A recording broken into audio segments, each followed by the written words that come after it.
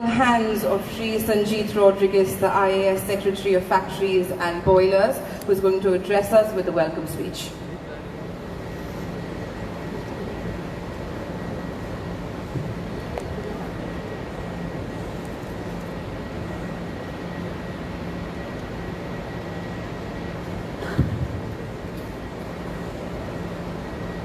Honorable Minister for Factories and Boilers, Sri Nilkant Halankar, Sri Naveen Jaju, our guest of honor, Sri Anand Pangam, the Chief Inspector of Factories and Boilers, captains of the industry, stakeholders, attendees of this seminar, members of the press, and my dear friends. Let me extend on the behalf of the Government of Goa a very warm welcome to you for this first ever Goa OSH exhibition and this seminar. It has been the brainchild of the Honorable Minister to have such an expo, such a seminar, such speakers, and bring all stakeholders under one roof. And after days of hard work, days of planning, we have a first expo with just a few thoughts in mind which the Government of Goa would like to push. Goa has an extreme strong presence in various industries. Mining is going to start. It has started in right earnest in certain areas. And the industry is going to go in top gear very soon. Fishing is a big industry, agriculture is a big industry, and of course we cannot miss tourism as a huge sector in Goa. When such diverse fields take root, monitoring safety, health of stakeholders on the job, and excelling in working conditions for all cannot just limit to manufacturing, factories and such sectors only. The Government of Goa wants to dispel this misnomer. Occupational safety, occupational health and well-being extends pan sectors. And with this in mind, this first Occupational Safety and Health Expo and Summit is held to bring all stakeholders together, to bring vendors together, and to create this awareness amongst all our stakeholders so that the society at large benefits. We are really honored to hold our exhibitors today. I would invite each and every one of you to take advantage. Top class exhibitors exhibiting their products, upgrade in technologies,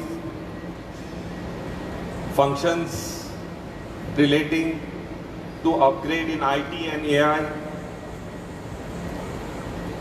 are all there for us to see and imbibe. I would like to also welcome students of various technical institutes and engineering colleges in Goa who are here and who will imbibe this exposure, which will make them more connected to the occupational health, safety, hazard environment. This first Expo and Summit stands as a testimony to our government's commitment. Our commitment and proactive steps taken by the government to enhance and promote this culture of safety, promote this culture of awareness on the job, and moreover preparedness, which we want to undertake through all these aspects today. There are many benefits which would accrue through this awareness: reduced workplace injuries, improved employee morale, and definitely compliance and adherence to our rules and regulations. This is also of prime importance. The Inspectorate of Factories and Boilers is moving ahead more as a training institute today rather than a regulatory one. Various courses are being held both in terms of medical awareness to medical doctors to enhance their capabilities to be medical officers in the industry, to improve their safety standards so that employees themselves are trained and the morale goes up and the safety standards goes up. Boiler attendant courses are held, refresher training courses are held, right up to the truck driver level courses are being held. Our vision is to be an awareness, training and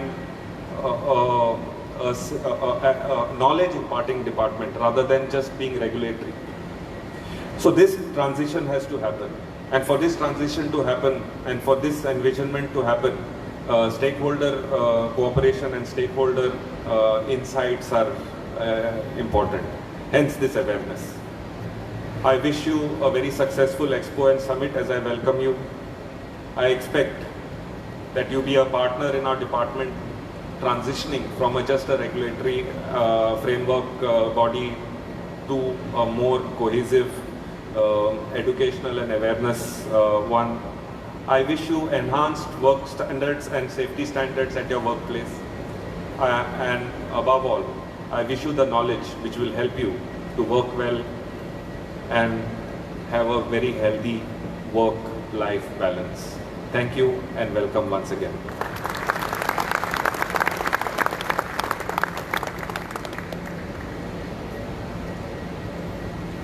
Thank you so much, sir. Well, as sir has wished us all knowledge, they have ensured that knowledge shall be departed over the next 3 days. This is truly going to be a very cohesive summit. As you can see above this wall over here are actual displays of live exhibition. The exhibition is actually going to be very hands-on, very training efficient. And right here we're going to go ahead and have a 3-day long seminar with really knowledgeable speakers. Thank you so very much, gentlemen, for being a part.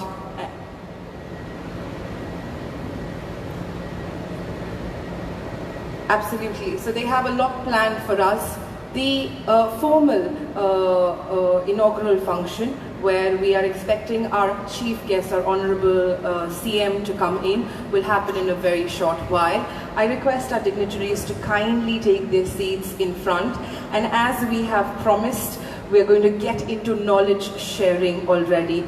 Our first speaker, gentlemen, can we please have you seated?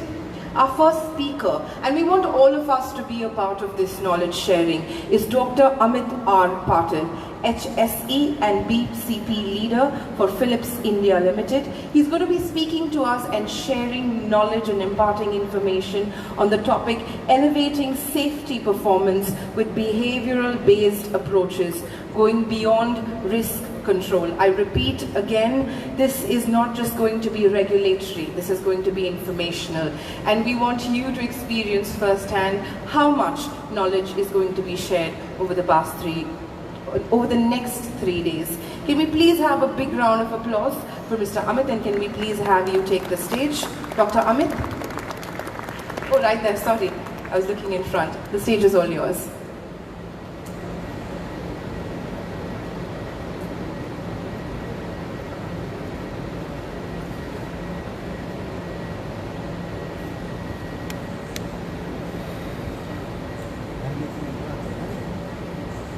So while you get technically set, can I please request Sri Anand S. Pangam to come on stage, our Chief Inspector of Factories and Boilers, to please welcome Dr. Amit. Can we have a bouquet of flowers, please?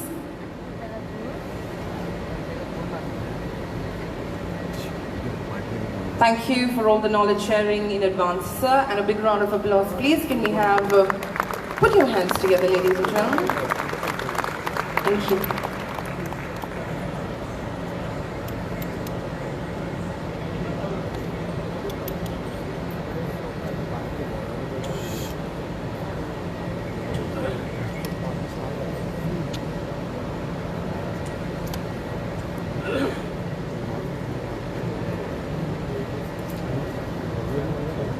All right, good morning.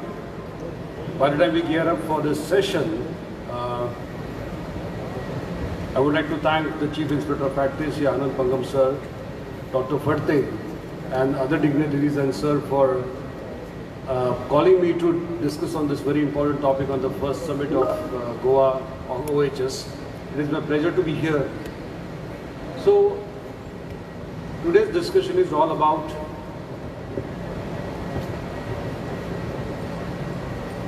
how we can elevate the safety performance by using the technique of behavior-based safety, and how we can integrate it well with the current risk assessment process what we use into industry. So, although the topic looks very complex, but I can assure you that the techniques, what I'm going to tell you today, are very simple, and each one of you who are sitting here listening to this topic and trying to understand what we are going to say here, it would be easy for us to implement that in our own industry. Because I think the intention of this summit is just not to share the knowledge, but the intention of summit is to implement the knowledge what we get here when we go back to industries and make sure that we elevate the safety culture and we have less number of incidents happening. So this is about me. I'm a passionate learner for behavior-based safety. I currently work with Philips India as a HSE leader. I've been working in Middle East and other countries also for a long time. There is a fire alarm. Should we evacuate? Fire alarm? It's gone, okay. It should be a false alarm. Yeah, okay. Recently, I have also published a book on Introduction to Safety Psychology, which is a passion of mine, and it is available on my LinkedIn profile. And if you're interested to download it, you can scan this QR code, and if you want to learn about this topic, please feel to scan this QR code. It is not a bank scam, trust me. So you can just scan this QR code and download that book, because that would give an insight that how we can integrate safety psychology in our day-to-day operations as EHS leaders, managers, supervisors, and engineers. Because I think EHS team, EHS leaders, EHS people should be psychologists also. And that is what exactly we are going to discuss today as we go ahead in the presentation. So what we are going to achieve today, we are going to look at few key aspects of behavior-based safety. Okay, being a safety professional, my mind stopped working when we hear an alarm. Alright, so I think that's a false alarm, or there's a demo going on, I think, from the exhibitors, that's fine. So we are going to look at the concepts of behavior-based safety. Most of you must have done trainings on BBS or must have implemented BBS in your organizations. I'm not saying that you should be changing it, but what I'm saying is that we should be recapping, re-looking at those aspects what we deploy as a part of BBS. We'll also focus upon the traditional risk controls. All of us sitting down here who are HSE professionals use some or other method to do the risk assessment and to control it to a certain level. So we would have a touch base on the traditional risk control methods what we use into industry. And the main discussion topic what we have today is all about how we can integrate the human element into the risk assessment process.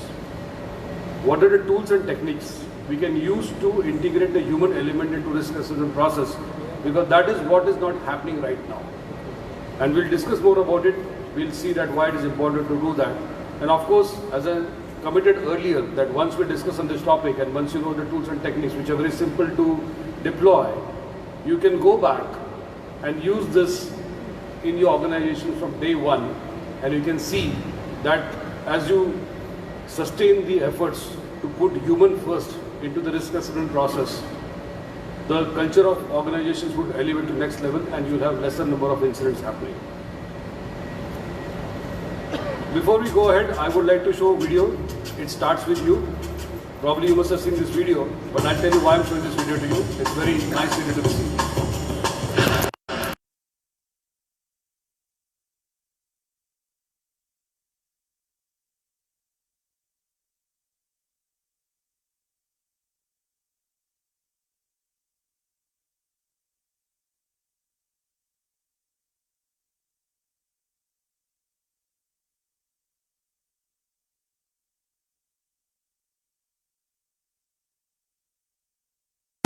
Stuck on an escalator and we need help. Now, would somebody please do something? Help! I don't believe this. You gotta be kidding me. I'm gonna cry. Well, something else left to do. Is it?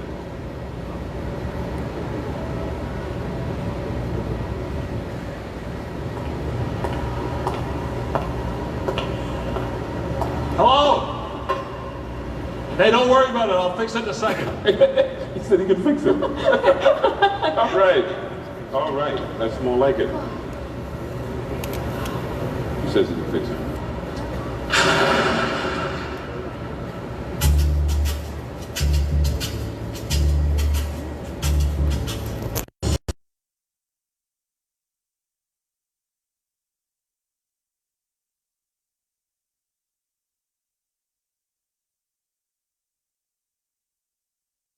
You must have seen this before. The reason to show this video is because as EHS leaders, we need to be the change agents. We need to adopt the technology, we need to upgrade our knowledge, and just not depend on the third person to come and tell us what has to be done. Otherwise, you'll get stuck on elevator. And that is what we are going to do today, that we are going to elevate our knowledge on how we can incorporate human elements into behavior-based safety, and how we can be leaders, be the change agents, which would definitely help us to make our industries and world more safer. I don't know, I mean, it should work, probably the technology should work, let's see if it works or not. But then before we go ahead, I love to do this because it's a feedback what we get from the participants online at this moment. So I would like you to take out your mobile phones and scan this QR code if it is possible for you to do that. Because I would like to understand the base of knowledge what we have, the link between risk perception, the link between human risk assessment and the human behaviors. There are 14 simple questions, what you need to choose the right answer for it, whatever you feel. And I will show the results at the end of the session, because we will have a similar feedback session done at the end of the session, where we can understand that whatever we discussed today in 45 minutes is really going to help us to elevate our knowledge, and we are going to implement that in industry. So I'll give about a minute or so to do that. As we are doing, I'll also continue talking. I'm very conscious about the time what we have got here. I hope the guys at the back end are able to do it. Okay, whoever is able to do it, please do that. It will take a minute or so.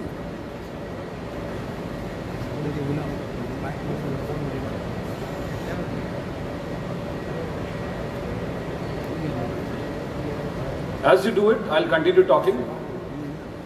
So we all know accident is an undesired event, and it results into loss of time, it results into damage, property damage, and of course physical harm. I recently met with the road accident 3 months back. I had got a very bad injuries, fractured hand, still healing my hand. I lost my teeth because I fell from a scooter and so on. And I have experienced this thing as an EHS professional, that what sort of issues you face when you once you go through the accident process in that case. As EHS professionals, when we investigate accidents, most of the times we come to a conclusion that the root cause or the cause is human behavior. The worker who was supposed to use the personal protective equipment didn't use it. The person who was supposed to apply lockout tagout didn't do it. He was supposed to follow the procedures. He didn't do it. And we stopped there. I'm sorry to say, but it is a type of blame game what we play in industry when we do the accident investigation, because we try to find a culprit because of which the accident have happened. But do we do an analysis do we go in depth to understand that what triggered his unsafe behaviors, what triggered the environment in which the person was working that resulted into the accident. So statistically, 88% of accidents happen due to unsafe behaviors, 10% due to unsafe conditions, and 2% are natural calamities. But as a passionate learner in this topic, and with my experience of 25 years investigating accidents in a lot of companies, I do believe that conditions are created because of behaviors. Conditions don't create automatically. If a maintenance person forgets to put a guard on an equipment and a worker goes and works on that equipment and leads to the accident, the prima facie investigation we get is that it was an unsafe condition. But if we do a root cause analysis, we find that it was an unsafe behavior of the maintenance person who didn't put the guard on the place, and that's the reason the accident have occurred.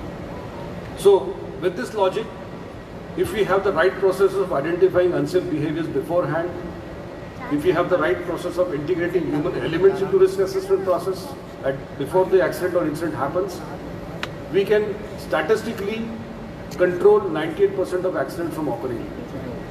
And that is the core topic, what we are going to discuss today, what we are going to discuss in depth today as we go ahead with this presentation. Again, a short video. I love to show videos because people recall videos. They would not recall my face, but they would record videos when they think about this topic.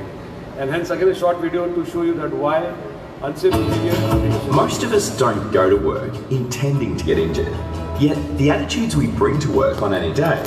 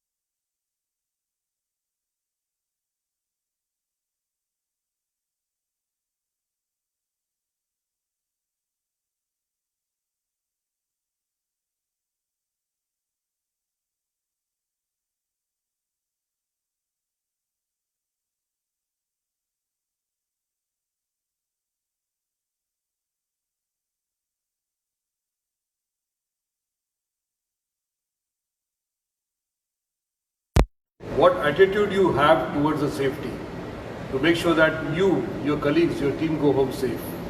And a small decision not to wear gloves can lead to a big disaster, as you're seeing here. This is again a very common example what we see in industry, because most of the times when we do behavior observations and we look at the statistics, we find that PP non-compliance is the biggest thing what we find from the statistics what we have from the behavior-based safety observations what we do. So what is behavior-based safety? It is a technique which focuses upon the people's attention, action and their safety behaviors. It also helps us to understand that what intervention strategies we can deploy to make sure that the unsafe behaviors or attitudes in the industry is brought down. Again, this is a very well-known technique. DuPont is a pioneer for it. It has been adopted by many countries globally, and there are many success stories which companies can tell you if they do this process in a nicer way, in a continual way. So these are two examples of BBS. I would not like to name the companies, but company A, which is an automobile company, before they deployed BBS program, behavior-based safety program, the last work day case was about 197. But after 18 months of continuous deployment and efforts what they put to change the behavior of the people working in the plant, the lost work days have come to 26. So there's a big change into lost work day case once they deployed the BBS program successfully. The other one what we have is a construction company, because BBS is not only limited to a particular sector. Chemical, pharmaceutical, engineering, construction, marine, any type of industry can adopt these strategies and make sure that they have safe behaviors been demonstrated day in, day out. So here you can see that the injury rate was 5.9, and after deployment of BBS program, it has come to 0.09. So these are real success stories which companies have demonstrated till date after they have deployed the BBS programs successfully in their company. One caution I would like to give here is that if you're planning to deploy a BBS program in your companies, or if you're doing that job, please make sure there are sustainable efforts put in that. I do some trainings for companies of BBS and they start the process, but they end in 3-4 months and they see that there is no results out of it. So this is not a magic pill which is going to give results in one day. It is a continuous effort what we need to put in so that we can change behaviors as we go ahead in this case. Okay. So definitely you can also show your success stories in different ways and manners, but you have to continue to do that in this case. So when we talk about risk controls, the traditional risk controls what the industry adopts right now, I can bucket that into 5 things. One is the risk retention. As industry we say that okay, I can accept this risk and I can do some budgeting for it, so that if the risk strikes me, I can go and do the mitigation in that case. Second is risk avoidance. If the risk is too high, industries prefer to avoid it and not take it onto the books and not do the production or give the service to the customers. The third is risk transfer. This is very common strategy what industries adopt. I'll give example of a car manufacturing company. They have electroplating and painting operations, which is both hazardous to humans and the environment. So normally such kind of companies may prefer to transfer the risk to the smaller companies where they are ready to adopt this risk and get it done. So risk transfer can be one of the strategies to manage your traditional risk control methods. Risk reduction is something what we do as EHS professionals day in, day out. We put hierarchy of control when we do the risk assessment, and we see that we want to have the risk as low as possible in that case. And risk sharing. If the companies are doing the same job, they would like to share the risk with the other partners so that the exposure of risk to individual goes down drastically in this case. So these are traditional risk control methods what we use as industries day in, day out. But here again I would like to mention that the element of human is missing in lot of cases. In my own company or other companies where I go, I see that we do a good job in doing the risk assessment, but then when we put hierarchy of control, and we all know elimination, substitution, engineering controls, administrative controls and PPs, these are the 5 hierarchy of controls what we put.